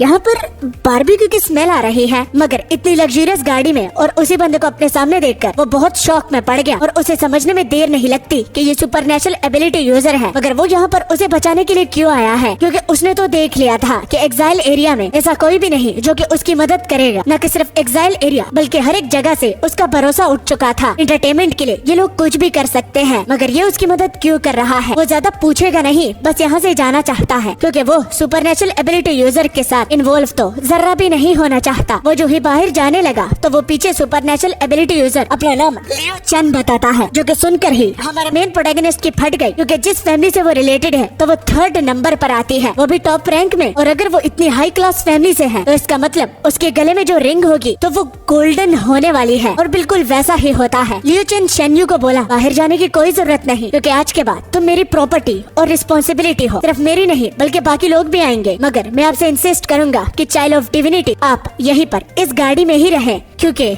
आपकी ट्रेनिंग अब शुरू होती है, क्योंकि आपका ही सब लोग वेट कर रहे थे और आपकी एग्जिस्टेंस पूरे ब्रह्मांड को बदल सकती है। तो अगर आप इस गाड़ी से उतरेंगे तो मतलब आप अपनी डेस्टिनी को अबेंडन करना चाहते हैं, जो कि आपके साथ काफी टाइम से। लियो एक्सप्लेन करके बताता है आखिर क्यों उसे चाइल्ड ऑफ डिविनिटी वो बुला रहा है, मगर उससे पहले हमने स्टोरी में देखा कि कितने टाइप के रिंग्स होते हैं, मगर अभी लियो के बताने पर पता चलता है कि गोल्ड रैंक से भी एक अपर रैंक होता है, जो कि है डिवाइन रैंक, और शेन्यू उसी का ही बेटा है। मगर शेन्यू को इस बात पर ज्यादा हैरानी नहीं होती, क्योंकि वो उन एंटिटीज के बारे में पहले से जानता है, और उनमें से तो वो एक नाम भी लियो को बता देता है। तो सरप्राइज के तौर पर पता चला कि जिसको वो जानता है तो वो दरअसल लियो का ग्रैंडफादर है। इस पर शेन्यू बहुत ज्यादा हैरान हुआ, क्योंकि यहाँ पर वो कंफ्यूज हो जाता है। कुछ देर पहले लियो उसे चाइल्ड ऑफ डिविनिटी बुला रहा था, और इसी वक्त लियो से पता चला कि वो उसका ग्रैंडफादर है। तो इस हिसाब से अगर मैं चाइल्ड ऑफ डिविनिटी हूँ, यानी कि लियो के ग्रैंडफादर का बच्चा, तो मैं लियो का दादाजी हूँ। जिस पर लियो उसे बोला, क्या तुम मरना चाहते हो? तो अच्छी तरह एक्सप्लेन करने पर यह बात शेन्यू के लिए क्लियर हो जाती है कि उसने ये कभी भी नहीं कहा कि वो उसके ग्रैंडफादर का बच्चा है, और न ही सिर्फ उसका ग्रैंडफादर ही डिवाइन रैंक पर है, बल्कि उनके अलावा भी 2 और है। तो कुल मिला के 3, एक उसका दादाजी, तो दूसरा डिवाइन रैंक में एक औरत होती है जिसका नाम लेडी वेंडी, तो तीसरे पर ज्यादा इंफॉर्मेशन उसके साथ नहीं होती, क्योंकि रिकॉग्नाइज होने के बाद ही वो गायब हो गया था। और उन तीनों में से जिसका वो बेटा है तो वो लेडी वेंडी का है। मगर अब भी इन सारी बातों पर विश्वास करना शेन्यू के लिए मुश्किल था, क्योंकि वो साफ साफ देख सकता है कि गले में उसने कौन सा रिंग पहना हुआ है। मगर तभी उसे याद आया कि वो सपने में एक औरत को बार बार देखता है, तो क्या वो ही उसकी मदर है? और अगर है तो उसको यहाँ पर वो लेने के लिए क्यों नहीं आई? बहुत सारे सवाल शेन्यू के दिमाग में गूंज रहे थे, और लियो ये एक्सपेक्ट कर ही लेता है, और वो बोला, आई नो कि तुम्हारे दिमाग में बहुत कुछ चल रहा है, मगर फिलहाल के लिए तुम्हें मारने के लिए बहुत सारे लोग यहीं पर आते ही होंगे, क्योंकि लाइव ब्रॉडकास्टिंग में तुम्हारा चेहरा साफ साफ वो लोग देख चुके हैं। और जब ये सेलेस्टियल तक पहुंच जाएंगे तो देर नहीं लगेगी कि वो लोग भेज देंगे। इसमें तुम्हारी गलती नहीं, बल्कि ये तुम्हारे फेट में था, और अब है इतिहास को बदलने का। और ये बोलकर वो गाड़ी स्टार्ट कर लेता है। रास्ते में लियो देखता है कि शेन्यू बहुत ज्यादा साइलेंट था, और उसे ये समझ में नहीं आ रही थी कि क्या अपनी इस वाली फेट को एक्सेप्ट करना इसके लिए इतना मुश्किल है क्या। मगर इस बात को इग्नोर करके वो पूछा कि वो टूर्नामेंट में क्यों लड़ रहा था, जिस पर शेन्यू कुछ भी नहीं छुपाता और उसे सब कुछ बता देता है। अपने दोस्त, उस पैसों की जरूरत, मगर वो उसके कटे हुए हाथ के बारे में कुछ नहीं बताता। मगर बीच में उसे रोककर तो उसे यहाँ पर उतरना है, तो लियो सवाल नहीं पूछता और वो रुक जाता है। मालूम होता है कि वो एक शॉप पर आए हैं, और शॉपकीपर शेन्यू को देखकर ही बोला कि क्या वो इस बारी पैसे लेकर आए हैं या नहीं। जिसके बाद वो लियो को बहुत ही घूर घूर के देखने लगा, और लियो उससे बोला कि क्या मैं तुम्हारे आंखों के लिए एक पैसा हूँ? तो शेन्यू ये बोलकर कि उसने अभी तो कहा कि मैं उसकी प्रॉपर्टी और रिस्पॉन्सिबिलिटी हूँ, तो लो मुझे जो चाहिए वो मुझे खरीद के दो। तो बहस करने के बजाय वो उस शॉपकीपर से बोला कि बेस्ट वन इसे देना, और वो शॉपकीपर अपनी दुकान में से सबसे बेस्ट उसके सामने पेश करता है। मगर अब जबकि वो इतना उससे सब कुछ करवा रहा है, तो वो इस चीज के बदले पूरी बात बता देता है कि वो ये किसके लिए ले रहा है। और लियो को शेन्यू की बातें सुनकर कंफर्म हो जाता है कि ये उसके लिए कितनी परवाह करता है, मगर साथ में ये बोलकर भी कि बच्चे होने की वजह से इसे ये पता नहीं कि इसके साथ जो भी कांटेक्ट में आता है तो उसकी जान और उसकी फेट भी खतरे में पड़ सकती है। दुकान के बाहर आकर शेन्यू बोला कि आप क्या करेंगे, तो इसका उसे टेंशन लेने से लियो मना करता है। तो शेन्यू को उसका पीछा करना होगा, मगर लियो की बात को मानने से पहले वो अपने दोस्त के पास भी जाना चाहता है, ताकि उसे टेंशन ना हो कि वो इतनी देर से कहाँ गायब है और इसकी पूरी लाइफ आगे कितनी चेंज होने वाली है। शायद उसके बाद वो लियो की बात को मानकर उसके साथ चला जाए। बात से लियो को कोई भी इतराज नहीं होता, और वो घर के पास उसे ड्रॉप भी कर देता है। मगर शेन्यू लियो को गाड़ी में ही बैठने की बात बोलकर अपने घर की ओर बढ़ा और गेट तक पहुंचने से पहले ही वो काफी ज्यादा एक्साइटेड था। इस हाथ को देखकर आचुन कितना ज्यादा खुश होगा, मगर उसके कपड़े बहुत गंदे हैं तो वो उसे डांटेगा भी कि वो क्या करके आया है। मगर डांट को अवॉइड करने के लिए वो लियो के बारे में उसे जरूर बताएगा और साथ में आगे आने वाली लाइफ के बारे में भी। और जब वो अपने घर का शटर खोला और अंदर एंटर करा तो वो आचुन को आवाज लगाता है कि वो उसके लिए कुछ स्पेशल लेकर आया है और साथ में वो घर भी आ चुका है। उसके साथ काफी स्टोरी है आचुन को बताने के लिए। वो कहाँ है, जल्दी से बाहर आए। तभी उसका पैर किसी नीचे पड़े हुए ऑब्जेक्ट के साथ लगा और जब उसकी नजर उस ऑब्जेक्ट पर पड़ी तो वो आचुन का हाथ था। कटे हुए हाथ को भी काट देना ये देखकर शन्यू के पैरों तले जमीन घिसक गई और सामने वही बंदा शन्यू को बताता है कि वो कब से उसका इंतजार कर रहा था कि कब चाइल्ड ऑफ डिविनिटी आएगा। मगर शन्यू उसकी कोई भी बात को सुन नहीं पा रहा है। वो बहुत ज्यादा सदमे में चला गया और वो जोर जोर से चिल्लाने लगा, जो कि देख मजीद वो बंदा कहने लगा कि चाइल्ड ऑफ डिविनिटी को मारने के बाद वो डिविनिटी के साथ बहुत क्लोज हो जाएगा और वो गारंटीड बता सकता है कि उससे पहले चाइल्ड ऑफ डिविनिटी को किसी ने भी नहीं ढूंढा होगा। आज तो उसकी लॉटरी लगी है। तो उसकी बात को इग्नोर करके शन्यू आचुन को आवाज लगाता है और वो रोबोटिक हाथ उसी जगह पर छोड़ के वो आचुन के करीब आया और उससे उठने का बोल रहा था। बेचारा शन्यू, जिसको अभी तक ये लग रहा है कि आचुन को बचाया जा सकता है, मगर बहुत देर हो गई है। एनिमी शन्यू की ये हालत देखकर उसे पैथेटिक बुलाने लगा कि वो इस कचरे के लिए रो रहा है और उसे अपनी बिल्कुल भी परवाह नहीं हो रही। गुस्से में आकर वो उसके पेट में एक जोरदार मुक्का देता है, जिससे पीछे जाकर दीवार भी क्रैक हो जाती है और बाद में अपनी पावर की मदद से उसे अपने हाथ में दोबारा लाकर वो उसका गला घोंटने लगा। और अब उसे ऐसा लग रहा था कि वो किसी गलत बंदे को पकड़ा हुआ है, क्योंकि ये तो बहुत ज्यादा वीक है। लेकिन शन्यू, जो कि इस अटैक को डॉज कर सकता है, मगर उसने जानबूझ के नहीं किया, क्योंकि अब कुछ भी मैटर नहीं करता। और दम घुटते घुटते वो आखिर में बोला कि आचुन की जगह वो क्यों नहीं मरा। और जैसे ही उसकी जान निकलने वाली थी तो वो खुद को एक अलग डोमेन में पाता है, जिसमें कोई एक दरवाजे से बाहर निकलकर उसके साथ जगह रिप्लेस करता है। मगर रिप्लेस करने से पहले वो बोला जो वो बोला पैथेटिक, और ऊपर से कितने डरपोक हो, मुझे ये हैंडल करने दो। और वो शन्यू के साथ अपनी जगह रिप्लेस करता है। और अब उस एनिमी को बहुत इंटेंस ऑरा फील हो रही थी, मगर कुछ रियलाइज करने से पहले कि वो कितनी मुसीबत में है, तो शन्यू उसका हाथ पकड़ लेता है और उसे इतनी जोर से दूर फेंकता है कि उसके हाथ का कचूमर बन जाता है। और बिल्कुल एक मॉन्स्टर की तरह शन्यू उसकी ओर बढ़ने लगा और खुद को इतना बेबस सिचुएशन में पाकर वो एनिमी अब गिड़गिड़ाने लगा कि उसे माफ कर दो, उसे ऐसा नहीं करना चाहिए था। और इस बच्चे जिसको उसने मारा है तो इसके बारे में तो बिल्कुल भी नहीं। और वो अपने मन ही मन बोला, इसकी ऑरा पहले से बहुत ज्यादा चेंज हो गई है।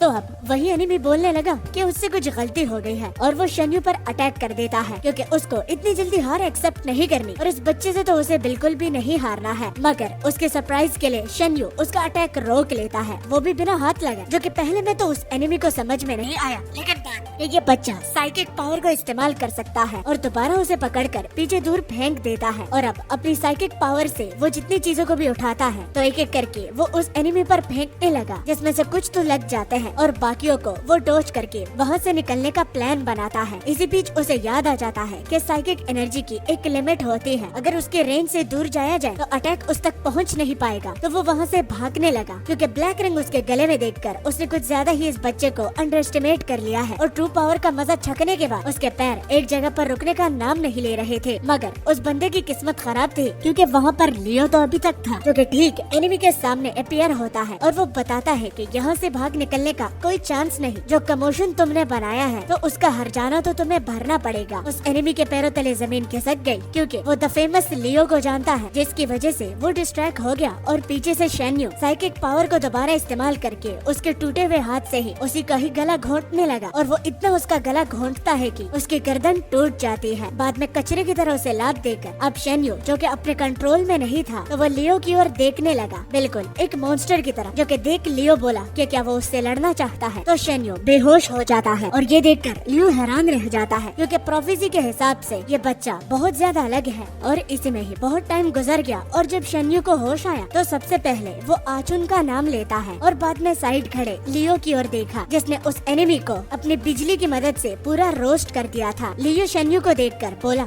तुम्हें अब ये करना चाहिए। तब वो आचुन के करीब गया और उसके मुंह से कपड़ा हटाकर जब वो उसे उठाने लगा तो उसके पैरों में दम नहीं था और वो गिर जाता है, मगर फिर भी हिम्मत जुटाकर वो उसे उठाकर बाहर ले जाने लगा ताकि वो उसके लिए कब्र खोद सके। और कब्र को खोदते खोदते सुबह हो जाती है। उस कब्र में आचुन को लेटाया गया था और कुछ मिट्टी भर के शेन्यू खुद उसके मुंह पर डालता है ताकि वो ज्यादा से ज्यादा उसे देख पाए। और पूरी तरह से उस पर मिट्टी डालने के बाद डंडी से उसने क्रॉस बनाया और आचुन के कब्र के सामने ही बैठ गया और खूब रोने लगा। मगर ऐसा लगता है कि आचुन अपने दोस्त को बिना अलविदा कहे हुए नहीं जाएगा, क्योंकि उसकी रूह जो कि किसी वजह से शेन्यू देख पा रहा था तो वो उसे काफी ज्यादा मोटिवेट करता है। आखिर कब तक रहोगे? मैं ठीक हूँ, तुम्हें नजर आ रहा होगा। अब अपने आंसू पोंछ लो वरना मैं खुद ही कर देता। मुस्कुराना मेरे दोस्त, क्योंकि आगे की लाइफ तुम्हारी बहुत मुश्किल है। और चलो अब मैं चलता हूँ। और शेन्यू जितना दर्द अपने अंदर कंट्रोल कर रहा है तो इस नजारे के बाद वो पूरा का पूरा दर्द बाहर रोते हुए निकाल देता है ताकि बाद में उसे रिग्रेट ना हो। और अगला सीन लियो पर पड़ता है जो कि अपनी गाड़ी में खराटे मारते हुए सो रहा था। तभी शेन्यू वहाँ पर आकर विंडो खटखटाता है जिससे उसकी आंखें खुली और शेन्यू की आंखों को देखकर वो समझ गया, डैम ये बच्चा कितना रोया है। और अब शेन्यू लियो से बोला, आचुन मेरी आइडेंटिटी की रिवील होने की ही वजह से मरा ना? जिसका लियो ऑनेस्ट जवाब देता है और वो शेन्यू से कहा, मैं तुम्हें झूठी तसल्ली नहीं दूंगा। हाँ ये बात सच है कि वो तुम्हारी आइडेंटिटी की रिवील होने की वजह से ही मरा है, मगर तुम्हारी डेस्टिनी तुम खुद चूज नहीं कर सकते। और ये तो बिल्कुल भी नहीं कि तुम इसे पूरी लाइफ लेकर रिग्रेट करो। इस तरह का मंजर तुम दोबारा भी देख सकते हो, बल्कि रोज देख पाओगे। अगर तुम स्ट्रॉन्ग नहीं बने तो समझ तो आ गया होगा कि तुम्हारे स्ट्रॉन्ग बनना ही तुम्हारी अपनी और लोगों की डेस्टिनी चेंज करे। जितना रोना है रो लो ताकि बाद में तुम्हें किसी चीज का भी रिग्रेट ना हो। चलो अब जाने का टाइम आ गया है। और गाड़ी में बैठने से पहले वो लास्ट बारी जब पीछे देखा तो हम वहाँ पर आचुन और शेन्यू की परछाई को देखते हैं जो कि बहुत छोटे थे। वो खेल कूद में लगे हुए थे, वो भी अपने पुराने और यूजुअल स्पॉट में। मगर अब अपने एडल्ट वर्जन जो कि आचुन का तो नहीं मगर शेन्यू का तो जरूर वहाँ पर होता है, तो अलविदा कहकर वो गायब हो जाते हैं। और शेन्यू भी गाड़ी में बैठ जाता है, वो भी अपनी आगे की लाइफ को जीने के लिए और अपनी इस पुरानी लाइफ से जिसमें मूव ऑन करना जरूरी है ताकि फ्यूचर पर कोई इम्पैक्ट ना पड़े। तो वो गाड़ी में बैठकर चला जाता है। मगर तभी सीन चेंज होकर हम देखते हैं लियो को जो कि हंसते हुए बोला, भागो भागो, तेज भागो वरना तुम्हारी तंदूरी बना दूंगा। तो बहुत सारे लोगों को वो जलाकर किसी बिल्डिंग से निकाल रहा था। और अगली और शेन्यू जो कि बहुत ज्यादा थक चुका था तो इस कमोशन को देखकर वो बोला, बाप रे ये लियो तो संकी निकला। मगर जानने से पहले कि ये क्या हो रहा है तो चलिए ये जानते हैं कि ये कैसे शुरू हुआ है। कहानी पीछे चली जाती है और हम देखते हैं शेन्यू को जो कि उसी मंजर के बारे में सोचकर बहुत ज्यादा कंफ्यूज हो गया है। और वो बोला, मैं ये क्लियरली फील कर पा रहा हूँ कि अब मेरी बॉडी पर अपना खुद का कंट्रोल है। लेकिन जब मैं उस बंदे के साथ लड़ रहा था तो मैंने खुद को देखा कि मैं खुद की बॉडी पर ही खुद से ही कंट्रोल लेना चाहता था। मगर पता है कि मेरे उसके बीच में डिफरेंस क्या है? तो वो है पावर। उसमें ऐसी पावर थी जैसे गोल्डन रैंक वाले भी डरते हैं। यही सोचकर वो थोड़ा हद तक कुछ ज्यादा ही डीपली सोच लेता है कि अगर उसके साथ पहले से ही ये पावर होती तो आचुन उसकी वजह से कभी ना मरता। और सोचते सोचते अचानक से लियो गाड़ी रोक लेता है, वो भी एक ऐसी बिल्डिंग के सामने जिसके बाहर बहुत सारे गुंडे खड़े हुए थे। लियो मजीद ज्यादा कुछ बताने से इतराता है, बस जस्ट इतना ही बोलता है कि ये बिल्डिंग ये बेस्ट व्यू स्पॉट है और तुम्हें सोने के लिए जगह भी तो चाहिए, पूरी रात तुम सोए नहीं। चलो अब उतरते हैं। गैंग मेंबर्स को कन्फ्रंट करने के बाद वो डायरेक्ट से पूछने लगे कि वो दोनों कौन से गैंग से हैं। और पीछे शेन्यू लियो को बताता है कि यहाँ से चलते हैं, ये ब्लैक बियर्स हैं, तुम्हें तो इसके बारे में पता ही होना चाहिए कि ये कितने खतरनाक है। तो इस बात से लियो बहुत डिसअपॉइंट हुआ क्योंकि अभी तक शेन्यू ने उसे एक्शन में नहीं देखा। तो वो उसे एक टास्क दे देता है, वो भी खुद को प्रोटेक्ट करने का, क्योंकि things are gonna get rough. और जैसे ही वो ये बोला तो सामने से गायब होकर वो पूरे बिल्डिंग को अपनी बिजली से भर देता है, क्योंकि शेन्यू के हिसाब से दिखने में बहुत सुंदर थी। और एकदम से धमाका हुआ और सारे लोग बिल्डिंग से उल्टे पैर भागते हुए निकले। पूरी तरह से बाहर एस्कॉर्ट करने के बाद लियो ऊपर से शेन्यू को इशारा देकर अपने पास बुलाता है और इशारा समझते ही शेन्यू बिल्डिंग में एंटर भी कर जाता है। मगर जब सीन उन गैंग मेंबर्स पर गया तो उनकी तो हालत बिजली खाने के बाद बहुत खराब थी। मगर सबसे ज्यादा उन्हें इस बात की टेंशन हो रही थी कि जब भी गोल्डन रैंक वाले यहाँ पर आते हैं वो भी इस एग्जाइल एरिया में, तो इसका मतलब कुछ बड़ा होने वाला है। मगर एक बात उनके लिए ये भी अजीब थी कि वो एक ब्लैक रिंग यानी कि एक ईवल जो कि वो लोग शेन्यू को बोल रहे थे, तो लियो को शेन्यू के साथ देखकर उन्हें ये केमिस्ट्री समझ में नहीं आ रही थी, क्योंकि ऐसा कभी भी नहीं हुआ है और ना कभी होगा। तो खुद से एक्शन लेने से अच्छा वो अपने बॉस को इन्फॉर्म करना चाहते हैं कि वो क्या करे। और फिर सीन कट होकर जूरी डिस्ट्रिक्ट पर जाता है, जहाँ पर बहुत सारे लोग द लिविंग डेड क्लब के सामने आ चुके थे ताकि वो इंस्पेक्ट करे कि यहाँ पर आखिर क्या हुआ था। मगर अंदर जाने से पहले वो गाड़ी में से एक लड़की को उतारते हैं, इसका शायद वो इस्तेमाल करें। और जैसे कि हम एक्सपेक्ट कर रहे थे तो बिल्कुल वैसा ही होता है। वो लड़की को कुछ इंस्पेक्ट करने के लिए ही लेकर आए हैं और वो उसी बंदे को इंस्पेक्ट कर रहे हैं जिसको लियो ने मुक्का देकर दीवार में धंसा दिया था। उस लड़की के पीछे जो मैडम खड़ी होती है, वो जानना चाहती है कि इसको किसने मारा। तो यही जानने के लिए वो इस लड़की के पावर को इस्तेमाल करेंगे। जो ही उस लड़की ने पावर को यूज किया तो करते करते उसकी हालत तो खराब हो जाती है, मगर वो लियो, इसका खैर वो नाम तो नहीं बताती और न ही पावर से उसे पता चलता है, मगर जैसा वो दिखता है तो वो बताकर, और जो शन्यू को उसने अपने कंधे पर उठाया हुआ था तो वो कैसा दिखता है तो वो पीछे मैडम को बता देती है। यहीं पर उसका काम खत्म हुआ और उसे वापस लेबोरेटरी ले जाने का ऑर्डर दे देते हैं। मगर उसको ले जाने से पहले जब वो पीछे मुड़कर देखी तो पीछे एक डेड बॉडी जिस पर खून लगा हुआ था, तो इससे वो और भी ज्यादा डर जाती है। आइडेंटिफिकेशन कंफर्म करने के बाद कि ये और कोई नहीं बल्कि लियो था, तो वो बोलते हैं लियो फैमिली का बेटा लियो वो बिना इस बात को बाकी के 7 मेजर्स के खिलाफ जा रहा है, हमें ये रिपोर्ट करना है। मगर जो उसके साथ ब्लैक रिंग है तो उसका क्या करें। तो वो मैडम बोली कि इसके बारे में कोई क्लू नहीं, फिलहाल के लिए ये अपर्स तक पहुंचाते हैं। हो सकता है कि उन बेवकूफों को ये लगता है कि वो दोबारा 7 मेजर्स पर स्ट्राइक कर सकते हैं। जिस पर वो सामने खड़ा बंदा बोला, मैम क्या आपका मतलब वो यू के बंदे? हाँ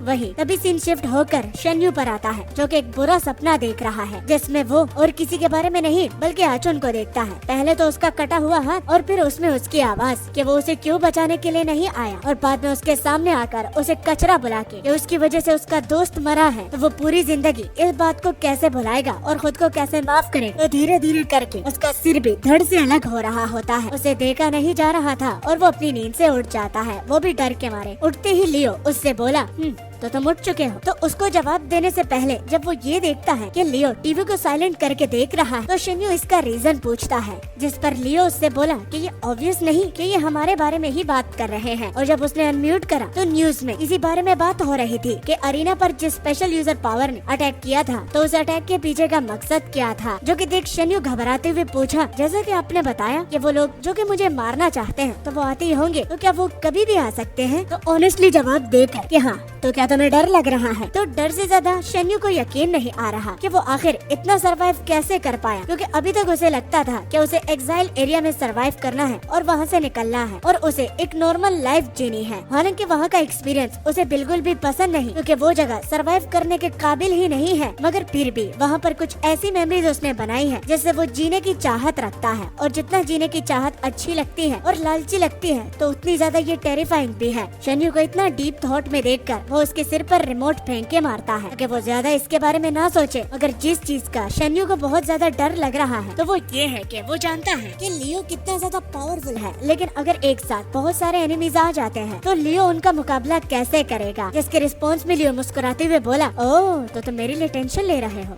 मैंने ये कब बोला कि मैं अकेला हूँ, जरा सब्र रखो, बाकी के गेस्ट भी आने वाले हैं और हम सब मिलकर इन लोगों की बैंड बजाएंगे। और लियो साथ में अपने फोन पर लोकेशन भी शेयर कर रहा था, जिसको अब तक 4 लोग देख चुके थे। और अब टाइम आता है एक्सप्लेनेशन का, वो भी गैंग मेंबर्स के बारे में कि आखिर पैनल सिटी में कितने गैंग मेंबर्स हैं। तो कुल मिला के पैनल सिटी में टोटल 20 गैंग्स हैं, छोटे और बड़े दोनों को मिलाकर। और ये गैंग्स क्यों बने? रीजन सिंपल है, सरवाइव करना। अकेले होने से कुछ नहीं होगा और एक दूसरे को मारोगे, इसलिए बहुत सारे ब्लैक रिंग्स ने एक दूसरे के साथ हाथ मिलाकर गैंग्स बना लिए हैं। है तो टोटल 20 गैंग्स, लेकिन इनमें से भी हाईएस्ट इन्फ्लुएंस के गैंग्स पे है, जिनमें से पहला ब्लैक बेयर आता है, जिसको सरप्राइजिंगली हमारा शिन ही रिप्रेजेंट करता है, यानी कि वही इसका बॉस है। दूसरे नंबर पर सिल्वर फॉक्स, जिनका बिजनेस एंटरटेनमेंट का है, जूरी डिस्ट्रिक्ट तक पहुंचाना, वो भी अपने एंटरटेनमेंट को। तीसरे नंबर पर आता है कैनिबल गैंग। तो नाम से आपको पता चल चुका होगा कि कैनिबल का मतलब अपने स्पीसीज के बंदों को खाना, यानी कि इंसान इंसान को खाते हैं। तो ये कैनिबल और ये सबसे डरावने माने भी जाते हैं। हर एक गैंग का अपना अपना बिलीफ होता है, जैसे कि क्रॉस गैंग जो कि एक पीसफुल लाइफ चाहता है। मगर सरप्राइज की बात पता है कि आचुन और हमारा शन्यू, जिन्होंने इतना छोटा होकर किसी गैंग को ज्वाइन भी नहीं किया और अब तक सरवाइव कर पाए, तो अब हट के हम एक न्यू कैरेक्टर को देखते हैं जो कि एक लड़की है और पावर उसकी फायर है, जो कि आप इस पैनल में देख सकते हैं। एंड देन इसी बीच सीन शिफ्ट होकर लियो पर दोबारा आता है, जो कि अब अपने दिल की बात शन्यू को बताता है कि वो इस चीज को लेकर क्यूरियस है कि बाकी के 4 जो कि उसके साथ हाथ मिलाने वाले हैं तो क्या वो उसी तरह ही करेंगे जिनका उन्होंने 18 साल पहले वादा किया था कि वो तुम्हें प्रोटेक्ट करेंगे, या फिर उनको इस चीज से अब फर्क ही नहीं पड़ता कि वो आगे तुम्हें प्रोटेक्शन दे। और हो भी सकता है कि उनमें से कोई दुश्मन के साथ भी मिल चुका हो। शन्यू कंफ्यूज होता हुआ बोला कि वो जो 4 आ रहे हैं तो तुमने ही तो बोला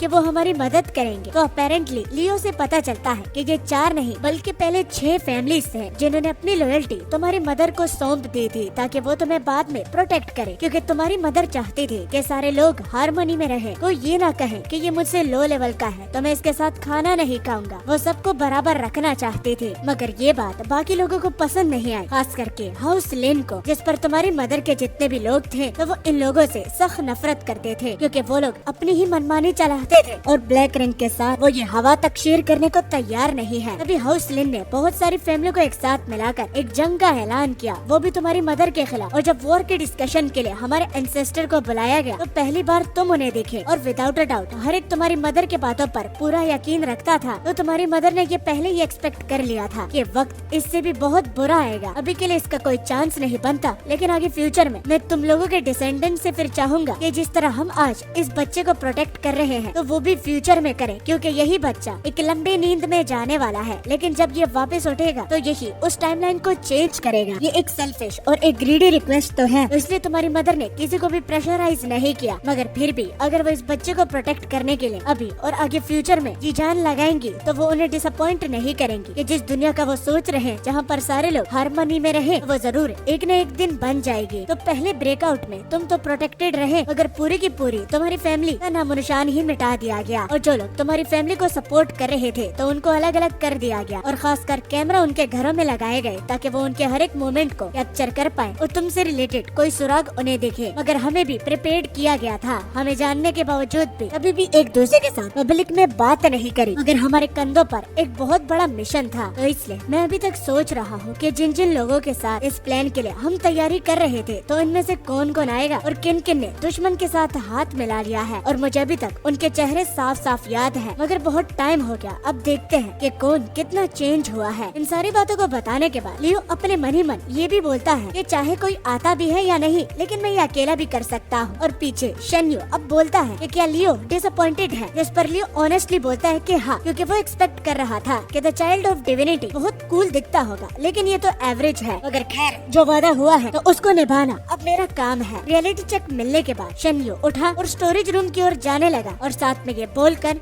मैं समझ गया, चलो मैं कुछ खाने के लेकर आता हूँ, तुम्हें भी भूख लगी होगी, कुछ खाते हैं। और अंदर इंटर करते ही वो खुद को कमरे में बंद कर देता है कि वो बहुत ज्यादा कपकपा रहा था, वो भी प्रेशर होने की वजह से। वो खुद को काम डाउन करता है और जो बातें लियो ने उसे बताई है तो उसको लेकर वो अपनी माँ को सिर्फ एक ही जवाब देना चाहता है कि उसे लगता तो नहीं कि वो इस दुनिया को बचा पाएगा, क्योंकि वो खुद को नहीं बचा सकता, लेकिन ये जो सोसाइटी मेरी माँ बदलना चाहते थे तो इसको मैं खुद भी एक्सेप्ट नहीं कर सकता, क्योंकि मैं बहुत कुछ देख चुका हूँ जिसको मैं खुद भी आज तक एक्सेप्ट नहीं कर पाया। और चाहे कोई आता भी है या नहीं, वो भी मेरी मदद के लिए, लेकिन मुझे रुकना नहीं बल्कि आगे बढ़ना है। और तभी नीचे के फ्लोर से शन्यू पर हमला होता है, जिसको वो किस्मत से पहले से ही डॉज कर लेता है, क्योंकि ये उसकी खासियत है। और अटैकर का पता लियो को पहले से ही होता है और वो इस अटैकर को स्टार फायर बुलाता है, जो कि उन्हीं 4 लोगों में से है। लेकिन क्या ये दोस्त है या फिर अब दुश्मन, ये लियो को पता नहीं होता। दोबारा जब सीन शन्यू पर गया तो वो उस फायर को काफी आराम से तो डॉज कर रहा था, मगर वो रुकने का नाम नहीं ले रहा, क्योंकि हैरानी की बात ये होती है कि ये आग उसका पीछा नहीं छोड़ रही और खुद ब खुद लोकेशन के बारे में उसको पता चल जाता है। और इतनी जल्दी लोकेशन को पिन आउट करने पर शन्यू को अब लगने लगा कि उसकी सांसों से वो लोकेशन का पता लगा रहा है, इसलिए मुझे जस्ट तब तक इनको बिजी रखना होगा जब तक लियो उसकी मदद करने के लिए ना आ जाए। मगर वो रियलाइज करता है कि अगर वो इसी तरह लियो पर निर्भर रहा तो वो स्ट्रॉन्ग नहीं बन पाएगा, इसलिए वो खुद इस मुसीबत का हल निकालना चाहता है। और ऊपर से ये जो अटैक है, मतलब कि ये फायर, तो ये खुद को काफी हिस्सों में भी तकसीम कर सकती है, क्योंकि शन्यू के लिए एक बहुत बड़ा मसला है। और अब वो फायर काफी हिस्सों में तकसीम हो गई है और एक साथ इकट्ठे होकर शन्यू की ओर ही जा रही थी, जो कि शन्यू देखकर समझ गया कि अब उसे यहाँ पर सांस रोक लेनी चाहिए, क्योंकि अटैकर को लोकेशन का पता मेरी सांसों से ही पता चलता है। मगर जब वो सांसों को रोकेगा तो वो इस आग की सोर्स को, यानी कि उस अटैकर की लोकेशन को भी ढूंढने की कोशिश करेगा। और अब उसे आचुन की कही हुई बात याद आ जाती है कि हर एक प्रॉब्लम का सोल्यूशन सिर्फ भागना नहीं बल्कि हेड ऑन फाइट करना है। जो ही उसने अपनी सांस बंद की तो अटैकर को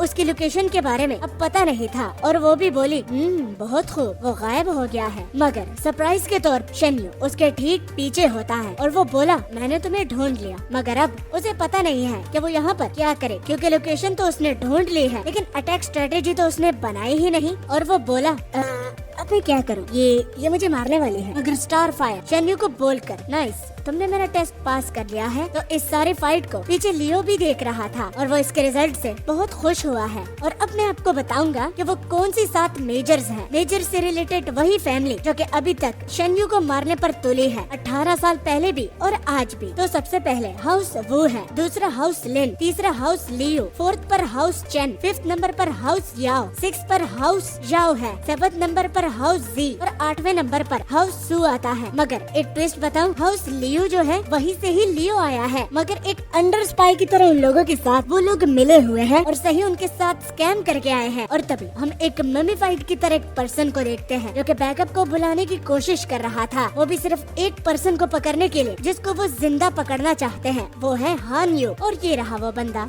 पास का सुनकर शेन्यू को बहुत अच्छा लगता है, लेकिन एक प्रॉब्लम को वो फेस कर रहा था कि एक्नॉलेज होने के बाद वो गिरना नहीं चाहता, लेकिन उसमें जरा भी दम नहीं है और वो किसी सेकंड में भी गिर सकता है। तो हमारा हीरो लियो आता है और उसे टाइम पर पकड़ लेता है। शेन्यू भी उसे थैंक यू बोला और लियो स्टार फायर को अंदर आने का बोलता है क्योंकि वो उसके साथ कुछ जरूरी बात करना चाहता है। जो ही वो अंदर है और स्टार फायर को ये पता चला कि इसके साथ सुपर रिफ्लेक्सेस है, आसान अल्फाजों में सुपर सेंसेस, आसान अल्फाजों में कि ये अटैक को डॉज करने में माहिर है। तो लेडी वेंडी जिनका रियल नेम लेडी यूई है, तो उसका बेटा होने के नाते ये एबिलिटी उसे सूट नहीं करती और स्टार फायर को लगता है कि उनका ये जो फ्यूचर जिनको ये प्रोटेक्ट कर रहे हैं तो वो तो उम्मीद की कगार पर है, लगता है उसे वापस जाना चाहिए। इतनी तेज जुबान, इसकी ये एनर्जी देखकर लियो को काफी अच्छा लगता है। मगर लियो बोला कि इस एक्शन को देखने के बाद मुझे नहीं लगता, क्योंकि जिस तरह इसने तुम्हें एग्जैक्ट पिन आउट किया है तो आई थिंक ऐसा बोल्ड मूव हर कोई नहीं कर सकता। और स्टार फायर समझ गई कि लियो अगर इसे हाई रेटिंग दे रहा है तो जरूर इसके अलावा भी ये बच्चा बहुत कुछ कर सकता है। तो ऑनेस्टली जवाब देता हुआ लियो कि हाँ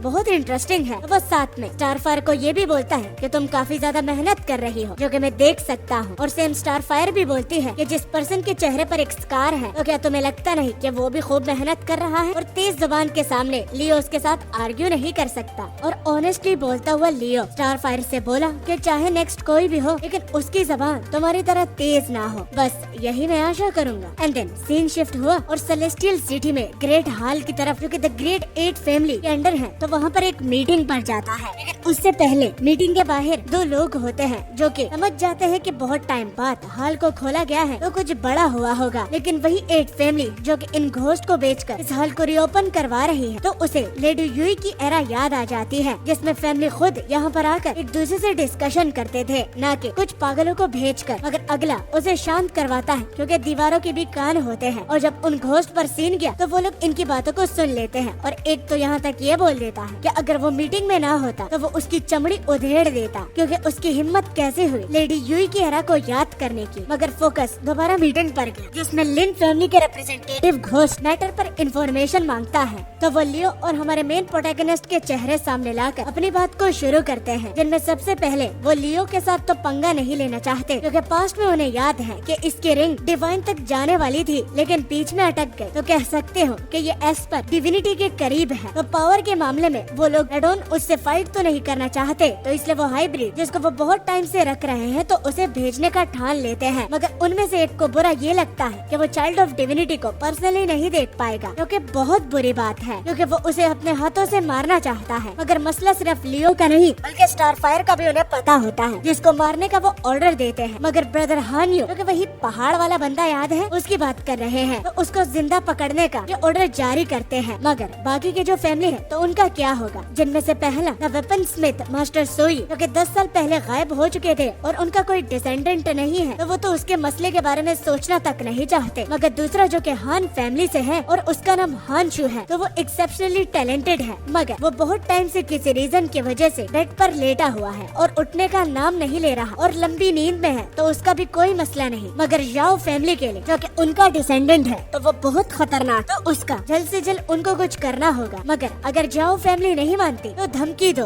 कि उनको भी उनकी गलतियों के लिए पूरी तरह से नष्ट कर दिया जाएगा। अगर वो लियो की तरह करता है तो प्लान बताने के बाद तीन गायब हो जाते हैं तीनों को टिकाने लगाने के लिए, ताकि जल्द से जल्द सिचुएशन उनके लिए खराब ना हो। और जिस जंग के लिए वो तैयारी कर रहे थे तो उसके लिए वो कोई कसर नहीं छोड़ना चाहते। तो सीन जब शिफ्ट होता है तो सबसे पहले जाओ फैमिली, वही पहाड़ी वाला बंदा जो कि जोरो की तरह लगता है, थोड़ा हद तक, मुझे क्रिटिसाइज मत करना लेकिन थोड़ा हद तक मुझे जोरो की तरह लगता है, तो हाँ मैं इसे मिनी जोरो बुलाऊंगा। तो उसको उसके अपनी चिड़िया की मदद से क्या बोल रहा है मैसेज आता है, वो भी लियो और स्टार फायर के रिलेटेड। वो टीम को ज्वाइन कर चुके हैं तो वो भी देरी नहीं करना चाहता और वो निकल जाता है क्योंकि वो इस मामले को अकेला भी हैंडल कर सकता है। मगर ठीक उसके पीछे उसके स्पॉट के नीचे जो पानी था तो उसमें से घोस्ट निकल कर आता है। और अगला सीन फैमिली सू पर जाता है जहाँ पर वो पैरालाइज बंदा है, तो उसको ठिकाने लगाने के लिए चंद फैमिली की तरफ से घोस्ट आया है और हॉस्पिटल में वही लेटा हुआ था। और इतने बेबस बंदे को भी वो बख्शने का नाम नहीं ले रहे थे और अपनी पावर की मदद से वो बहुत नोकीले कांटे बनाता है जिससे वो उसको मारने का बस सोच ही रहा था, वो भी किसी के आने से पहले ही। और एक लेबोरेटोरी में था जो कि शायद से एक रोबो है, बिल्कुल गोजो की तरह। तो या अब जंग की बारी है, तो आगे की फाइट नेक्स्ट पार्ट में होगी। तो तब तक के लिए अलविदा, टाटा एंड